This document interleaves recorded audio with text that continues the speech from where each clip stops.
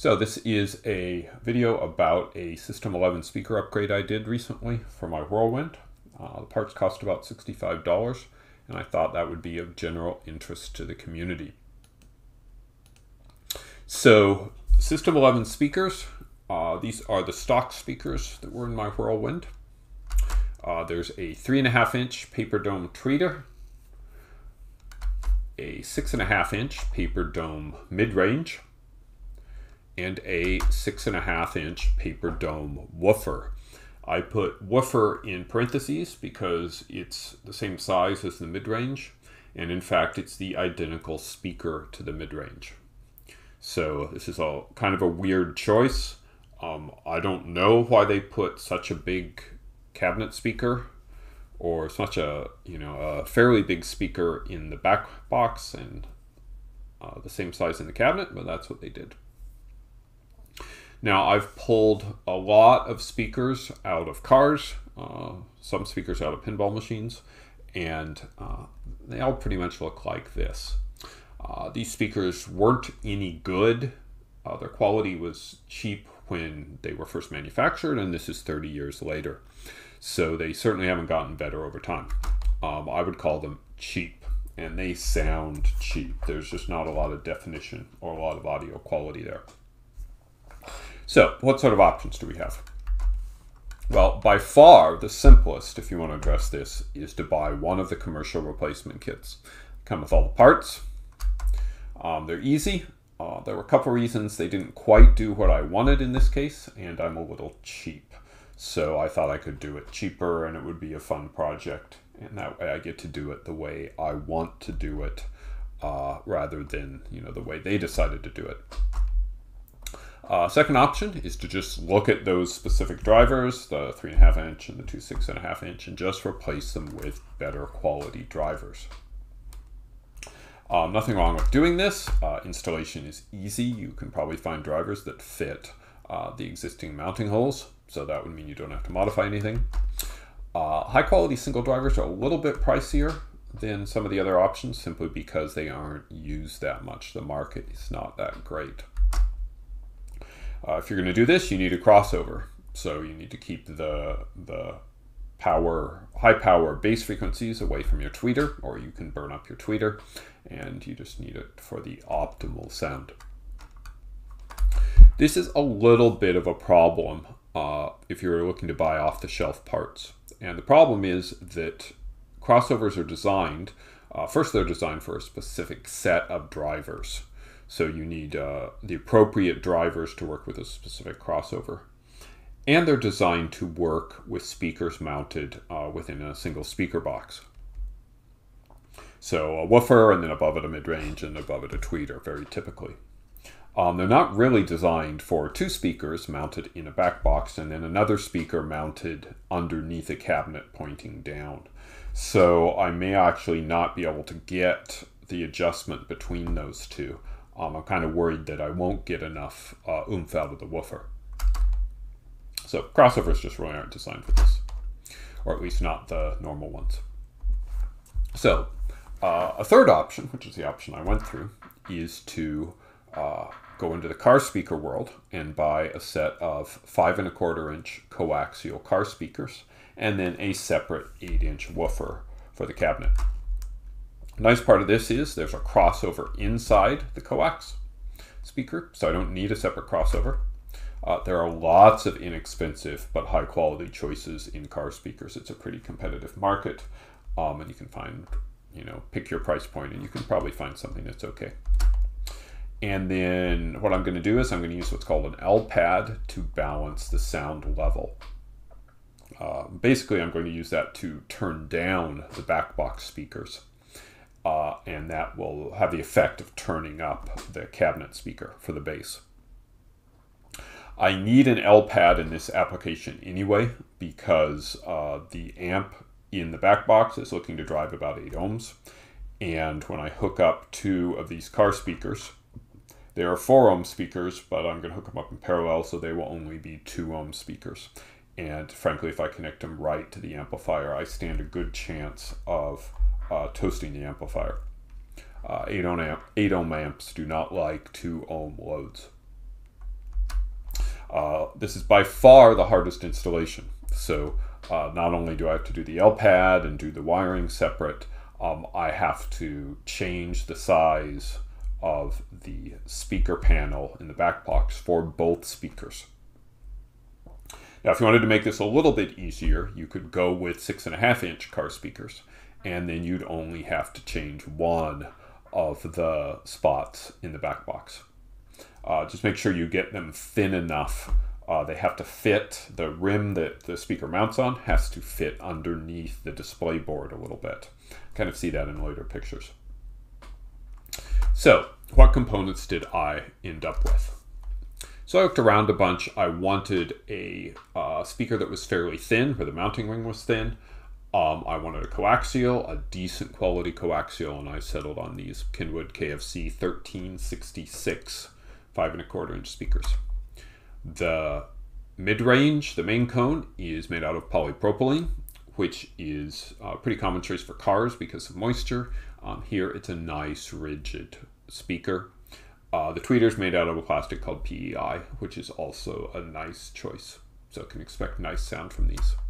They're high efficiency, which means they produce a lot of sound for a given amount of power. That's good because we don't have a lot of power in our amplifier. For the woofer, I chose this woofer, GRS 8PR8, 8-inch woofer. So a size up from the 6.5-inch. It has a polypropylene cone, like the other speakers, which is, I didn't really aim to get that, but it's nice to have a similar cone material. And then finally, I have this L pad attenuator. It's a mono attenuator because there's only mono in system 11 sound, and it can handle 50 watts, which is way more than we need here. All of these came from Parts Express, which is a nice place to buy this sort of stuff. The Kenwoods were $39.99. The base woofer was $13.98, and the L pad attenuator was about $10.50. So I put most of my money towards the 5.25-inch speakers because, frankly, they will have the most effect on the sonic quality. They're the ones that are pointing right at me, and they'll give me most of the sound is coming from them. And if you wanted to, you can find 5.25-inch speakers cheaper than this, and they will still sound better than the stock ones. So I'm going to start by talking about what I did with the cabinet speaker. I actually did the cabinet speaker last, but I think it's a simpler thing to talk about, and so I decided to talk about it first. And here we have the two speakers, the old cheap one on the right and the nice new one on the left. And what I needed was a way to essentially cut a new hole for the speaker. And because I like doing stuff with CAD, I did a little CAD design here. So this looks kind of like a spacer ring. The outer circle isn't really used for this application. You'll see that in a second. But the inner circle is 7 1/8 inches, which is the distance across that speaker. And then the 4 mounting holes are at 7 5/8, which is kind of right in the middle of the mounting holes for that speaker. So I did this. The design was in Fusion 360, which is what I typically use. So I now have this design, and I did a CAD design for a very specific reason. Now, if you were doing this purely with hand tools or hand-guided tools like a jigsaw, you could still use this sort of approach. Take this design and just print it out and use it as a template to draw onto things. That would be a very nice way to improve your quality rather than just sketching by hand, and probably be a little quicker, or at least it would be quicker for me.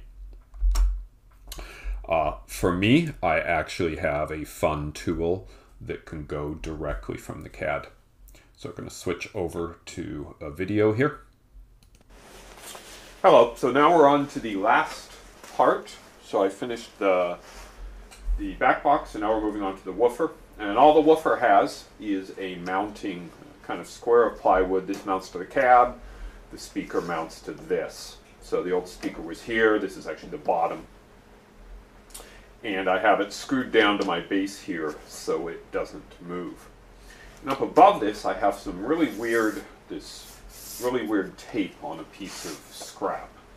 And the reason I have that is I'm going to use one of my cool tools, what's called a shaper origin. This is a CNC controlled router and a handheld router. And rather than explain exactly what that means, I'll probably just demo it.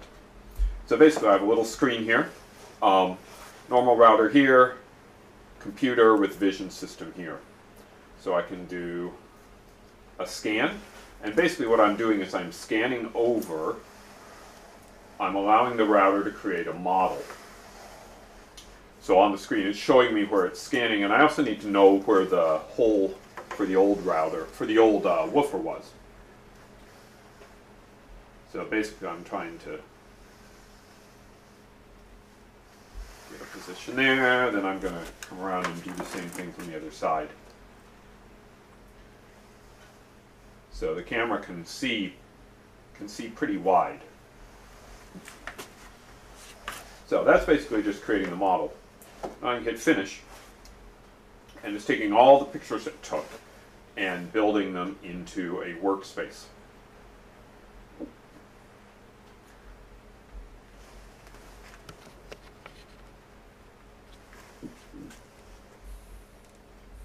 And now I essentially have on my screen here, I have a picture that shows that, and then I have a picture down in the bottom that shows the base plate and the hole in it.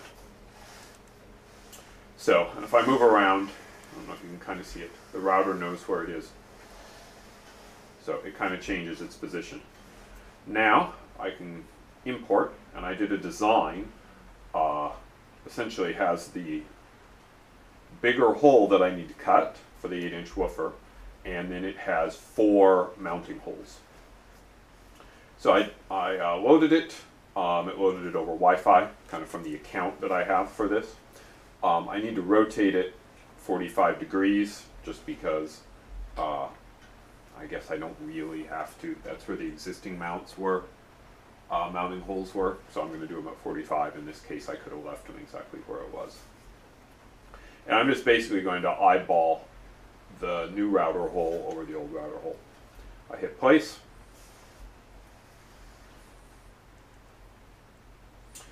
And now basically I'm in the state that I need. I can flip to cut. And the first thing I need to do, the way this works is the router itself has motors. It has motors to move it up and down, that direction and that direction. So I'm going to roughly follow the circle that I need to cut, and it will move the router to keep it exactly on line.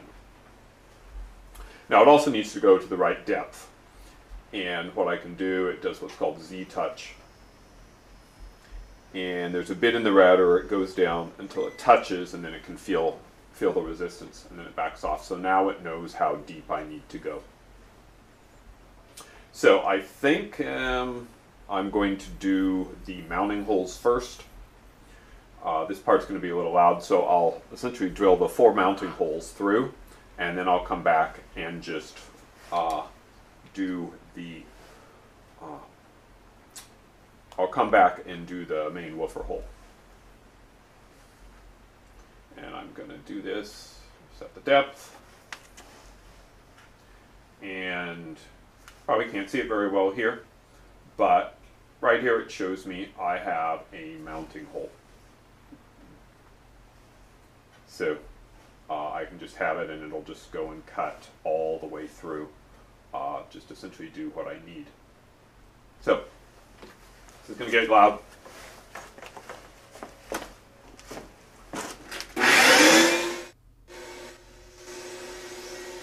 Okay, so I've turned the sound way down. I'll probably just mute it here. So basically what we're doing here is it's overlaying that design on top of the workspace that I created. So now I went and I did something here. I just got a software update, so it turned a feature off. So I turn on a feature called Helix, And what it's going to do, it's going to drill the hole. And if you watch closely, it goes down and it just does a helix. The hole I need to drill is a little bigger than the bit. And here I'm adjusting. I thought it was not quite deep enough. So I'm just drilling the same hole a little bit deeper. And so that's the first one. I'm trying to figure out what to do, whether that's going to be deep enough. We'll go over, you might be able to see this one again, but you can see the hole there down and watch it spiral around as it cuts. Okay, I'm going to move it off to the left. When this was cutting, it wasn't cutting with a lot of resistance, so I thought it wasn't cutting very much. And I actually didn't know how thick this was. Turns out it's about a ½ inch, a little bit less. So I went and cut that one, figured ½ inch was enough. So spiraling down again.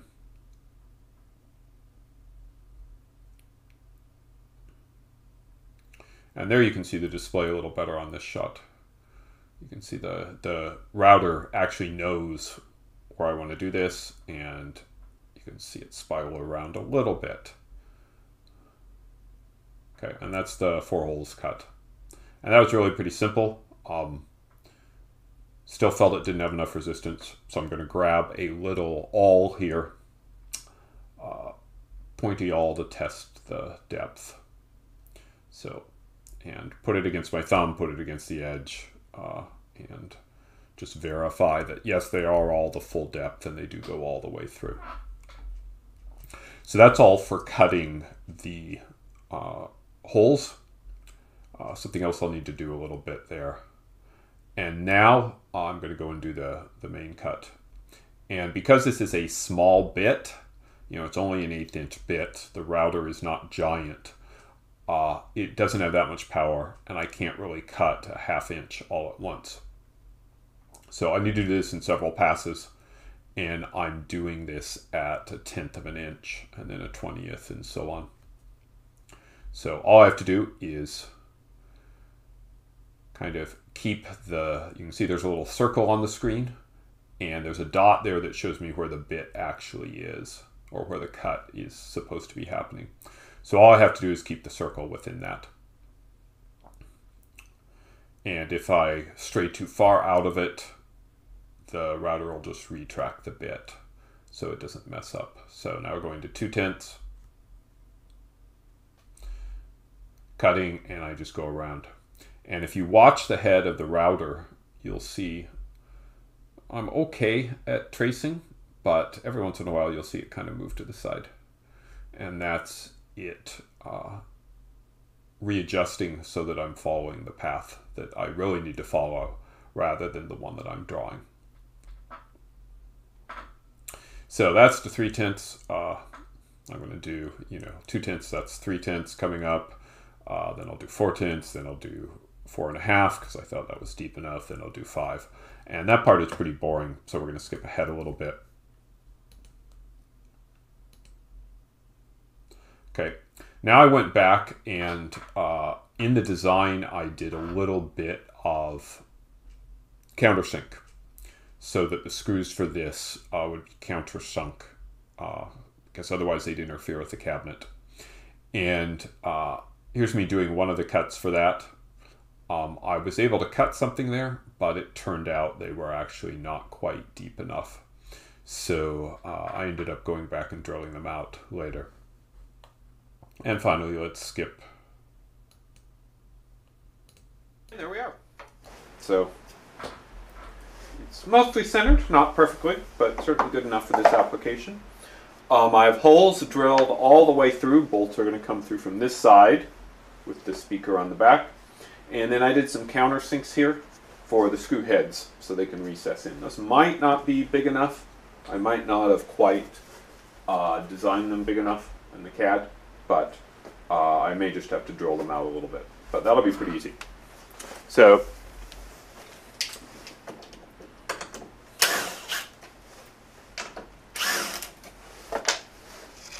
And there's one modified woofer ring. Really a pretty crappy piece of plywood when you look at it.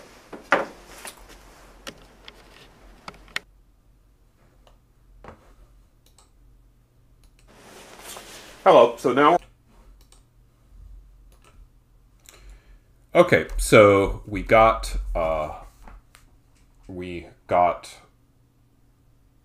woofer ring done, and now we need to put the speaker in. So here's the ring as it came out. You can see the nice little countersinks there. And then you put the bolts in, or the screws in, and flip it over, and here's what it looks like. So now we're going to head off to the actual cabinet. This is what my cabinet looked like. I have no idea what happened to this piece of particle board or MDF, but it has like a big problem with it. My guess is they got something damaged. They decided to use it for a bottom, and they figured if the speaker was there, it wouldn't matter. And they're probably right on that. So you can see the outline here. And then I just have a nice picture of the speaker installed here. A couple tips. The first tip is that when they drilled the corners to hold that mounting plate down, they did not drill it with a jig.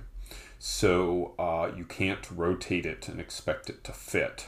So I had the speaker all nicely mounted on there, and then I brought it in, and the orientation was wrong. So I had to essentially mount it in the orientation that worked and pull the speaker out and rotate it around. I found that the connections, the crimp-on spade terminals, worked fine, but they were a little loose. So I kind of crimped them down with a set of pliers before I put them on.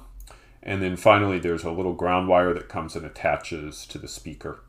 I probably should have scraped off the speaker. I chose not to. I don't think that ground is a particularly big deal. So anyway, that's the cabinet speaker in. Works fine, looks fine, has a lot of clearance. Will be a big improvement over the existing one. So now we're going to move to the back box.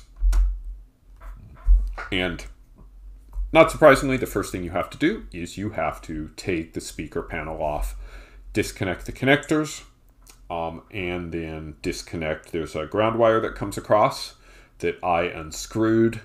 I actually found out later there's a nice little thumb screw in the back box. You can take the thumb screw off and just disconnect it that way. Then take it, put it on a bench someplace, remove the speakers, obviously, remove the digital display board, remove the light display board, and remove the front plastic. Now on mine, the front plastic just kind of fell off. It wasn't really adhered.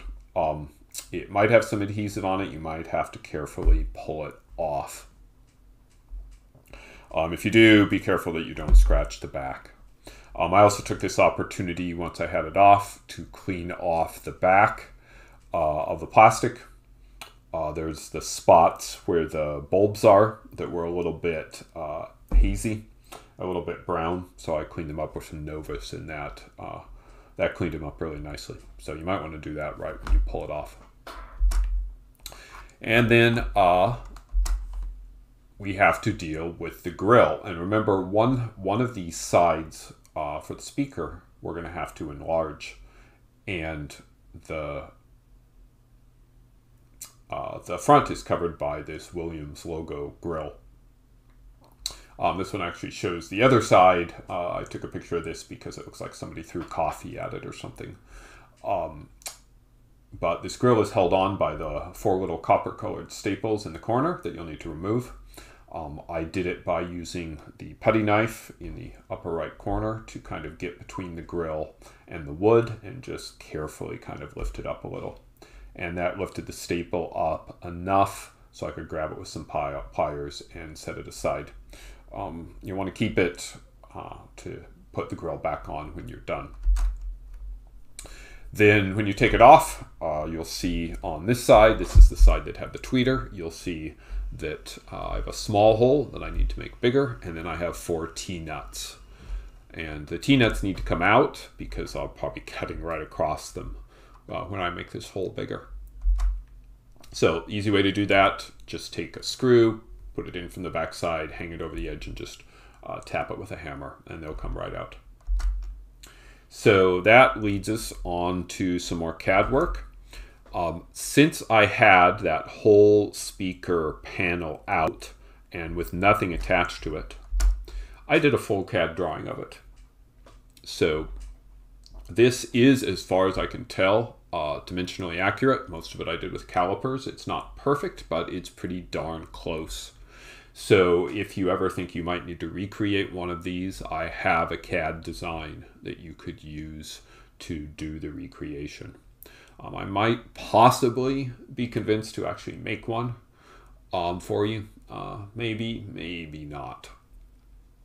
But once again, you could print this out, use it as a template for your own, or send out the CAD design to someone else and have somebody else cut it for you. So this is mostly I did it just for fun, but I really didn't need that for this project. What I did need is this speaker adapter ring, and the outer set of holes in this are spaced at, I think, 6 1/8. That's the existing diameter for the 6.5-inch speakers that were in there. So this will be used on the side where the big speaker is. And then the inner holes are the 5 1/4-inch speaker mounting. Now I ended up making 2 of these so that I could use one on each side. I thought it would be nicer if both speakers were the same distance from the grill, and I thought you might be able to see the coax, the small tweeter inside, and it might look weird. I think after building this, I don't think you could tell at all. So I don't think you need one of these on the tweeter side that you're going to enlarge, but you do need it on the other side if you're going down to 5 1/4-inch. That should say CAD design, but the picture's in front of it. Sorry. We'll probably see that a lot. So on the tweeter side, I needed to enlarge the speaker cutout, and I went back with the shaper origin. This is a better picture than what you probably saw in the video. You can see the kind of teal colored, and inside of that, that's the actual line I'm going to be cutting. And then,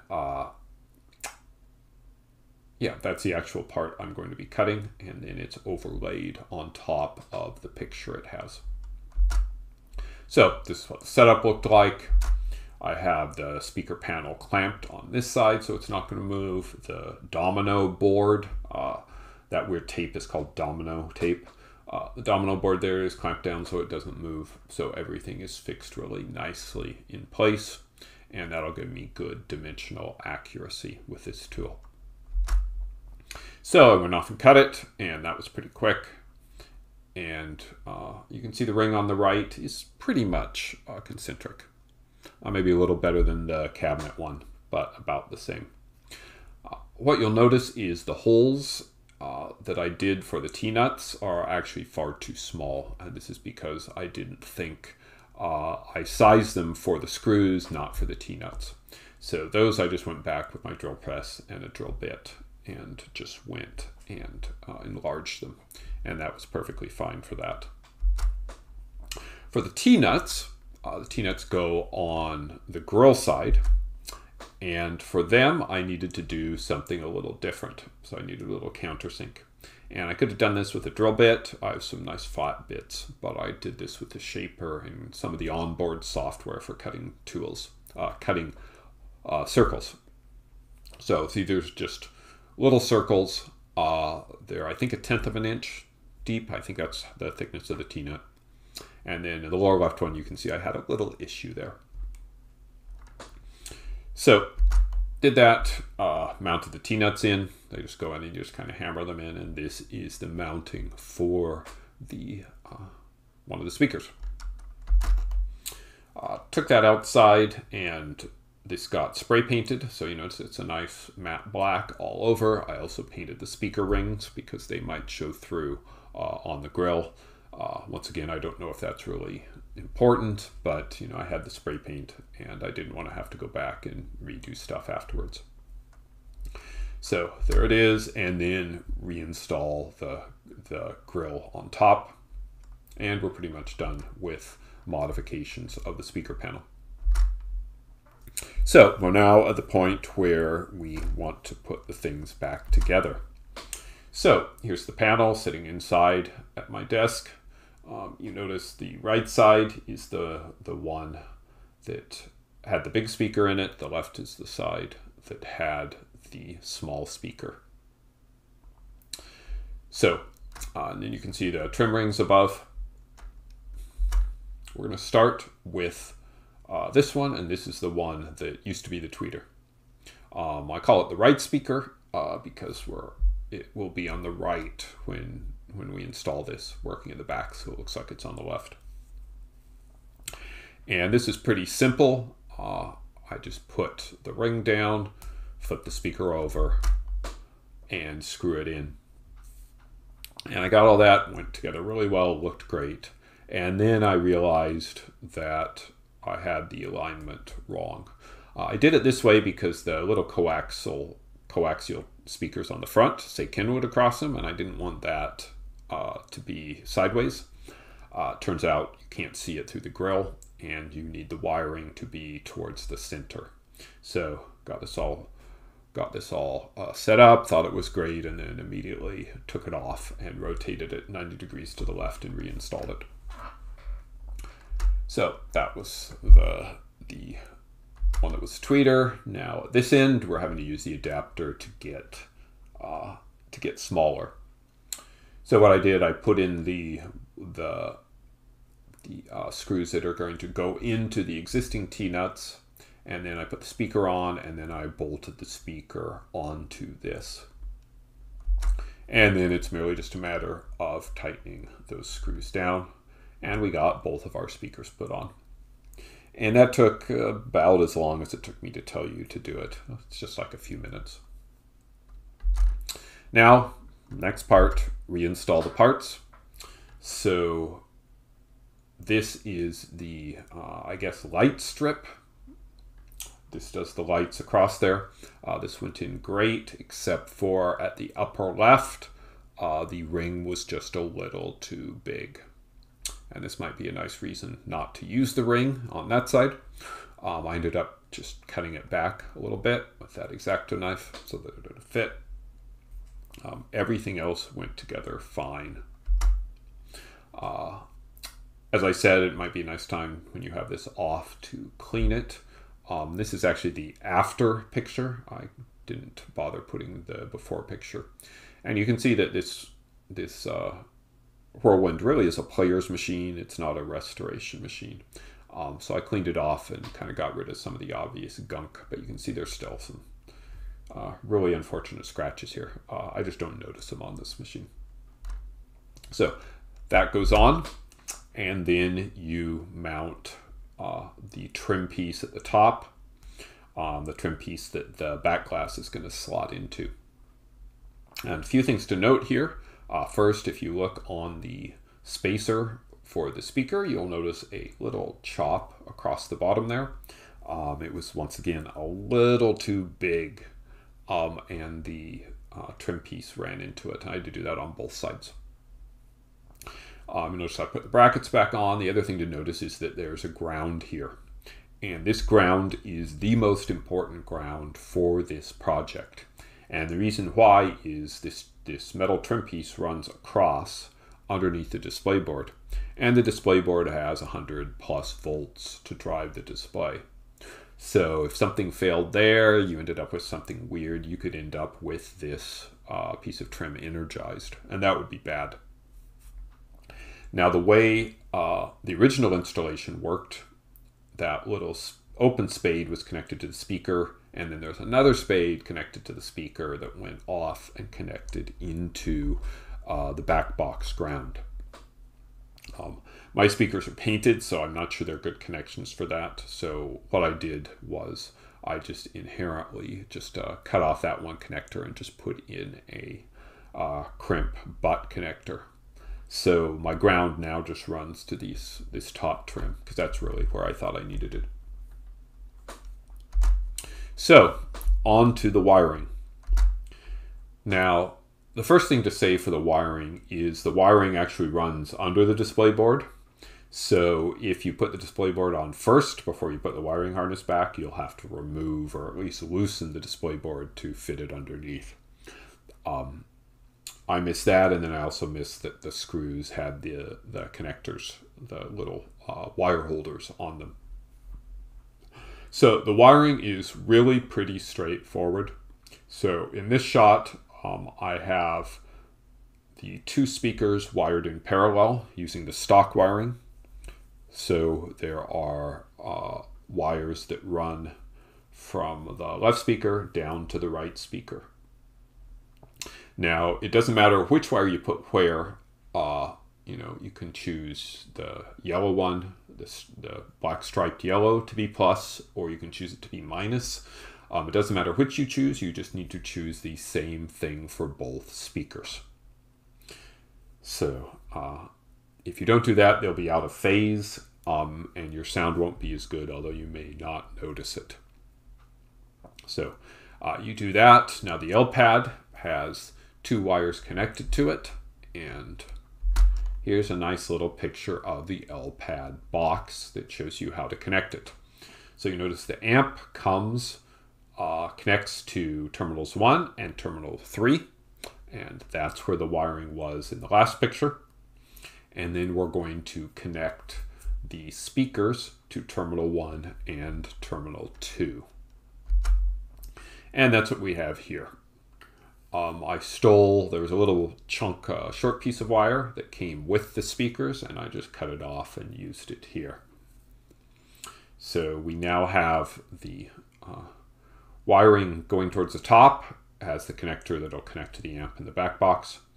It comes in, connects to 1 and 3 on the L pad, and then the other two, whatever the correct two numbers were, connect off into the speakers. So that's really pretty simple. The wiring's not that hard to do. I do have a problem here, and the problem is, how do I mount the L pad? And this, I think, is one of the things where my solution isn't great. I thought about it after I did this, and I realized that the best thing to do would probably be to mount the L pad in the back box and just cut the, you have wiring from the amp to the connector that goes to this board, and just cut that, wire in the L pad in line in that, and then like hot glue the L pad to the side of the back box or something like that. I think that would by far be a better installation. Unfortunately, I didn't think about that until afterwards. So here's what I ended up doing. I took this L pad, I took a little spade terminal and opened up the wire end so it was flat, and then hot glued it onto the side of the L pad. And there's one out of focus picture, and here's another out of focus picture, but you can kind of get the idea. And there's a little space between the spade and the L pad, so that's all filled with hot glue to get it in the right place. And then here's an in focus picture that shows you a little better. I just used one of the mounting holes on the display board. And you notice that there's a lot of space between that mounting hole and the traces on the display board. If it had been closer, I wouldn't have done this. But as it is, I don't worry about that electrically, and it's actually a nice solid mounting. And when this is in the final position, you can just easily reach and grab onto the L pad. But as I said, I think you should actually put it in the back box. Do it the right way. So obviously I did that. Then I just took it back, hooked up all the cables, put it in, put it on, and then played around with the L pad until I got the bass and bass mix that I wanted. What I noticed is, not surprisingly, there's better bass. It's a 8-inch woofer and a higher quality 8-inch woofer. I wouldn't be surprised if the 5 1/4-inch speakers actually put out better bass than the old 6 1/2 one did. The big thing I noticed is the mid-range and the treble are much, much clearer than they were with the old cheap speakers. So That's the project. That's my $65 Williams System 11 speaker upgrade.